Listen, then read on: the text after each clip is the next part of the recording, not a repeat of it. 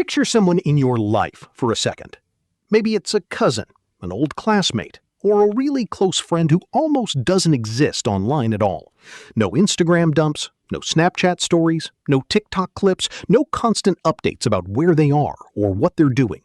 Maybe they have an account they barely touch, or maybe they never signed up in the first place. And whenever you ask them about it, the answer is usually something simple.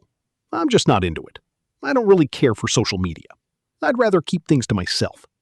And outwardly, that explanation makes sense. But if you're honest, there's still a tiny part of you that wonders what's really behind it. Are they hiding from people? Do they dislike attention? Are they anxious, withdrawn, different somehow? Or have they discovered something the rest of us, constantly posting and scrolling and refreshing, still haven't understood yet? Because over time, I've realized something important. People who rarely post online are not simply bad at social media. In many cases, they see the entire system differently on a psychological level. And once you start to understand that mindset, it changes the way you think about your own habits with the phone you carry everywhere.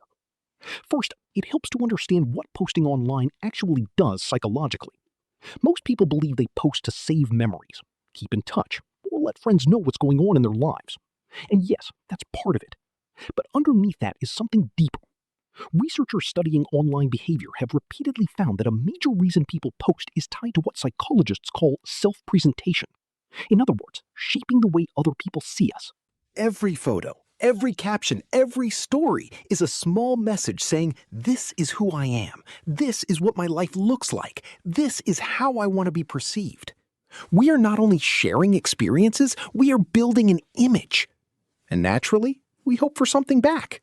Attention, connection, approval, some reassurance that our lives matter and are being noticed by other people. Now, this is where people who stay quiet online become fascinating, because they have, either intentionally or naturally, stepped outside of that cycle. And the reasons usually fall into a few distinct psychological patterns. The first is a strong need for privacy and independence. Some people are deeply protective of their personal world. To them, posting online doesn't feel casual. It feels invasive, like taking something meaningful and placing it in front of strangers for inspection. These are often people who already feel comfortable with themselves internally. They don't need public reactions to confirm that an experience mattered. If they enjoyed a trip, a dinner, or a moment with people they love, that alone is enough for them. The second pattern comes from fear of judgment and social anxiety, and this is far more common than people think. For some non-posters, sharing online feels emotionally risky. What if nobody responds? What if the post gets ignored? What if someone silently judges the way they look, where they went, or the life they seem to be living? Even mild online rejection can feel very real to the nervous system. So instead of posting, they stay observers.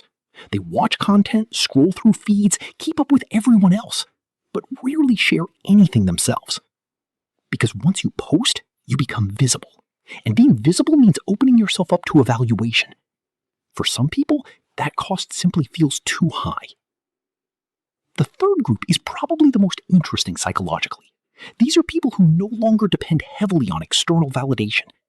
Studies on human motivation show that people need things like connection, purpose, and a sense of control in their lives. Many social media users meet those needs through likes, comments, and attention online. But this group has found those things somewhere else. Through close relationships, meaningful work, hobbies, family, creativity, and real-world experiences that already make them feel fulfilled. Their identity does not depend on having an audience. And that's important. They are not avoiding social media because something is wrong with them. Often, they've just stopped relying on it emotionally. What's interesting is that research continues to support this idea. Studies have shown that reducing social media usage can improve overall well-being and lower feelings of anxiety, loneliness, and depression. Other research has found that endless passive scrolling tends to increase comparison and envy over time. And many people who rarely post are also less trapped in that constant cycle of consumption. They spend less time measuring their lives against everyone else's highlight reel, and that distance protects their mental state in ways that often go unnoticed. There's one final thing worth thinking about. We live in a culture where almost everything is turned into content. People document meals before tasting them. Trips become photo shoots. Moments are interrupted by the need to record them instead of actually experiencing them. And in that kind of world, choosing not to post can become a quiet form of self-protection. It's a person saying, I don't need to broadcast this moment for it to matter. I don't need approval from strangers to know my life has meaning. And maybe that's the part most people miss. The people who stay mostly absent from social media are not necessarily missing out on life. In many cases, they may have already understood something the rest of us are still trying to learn, that not every meaningful life needs to be put online.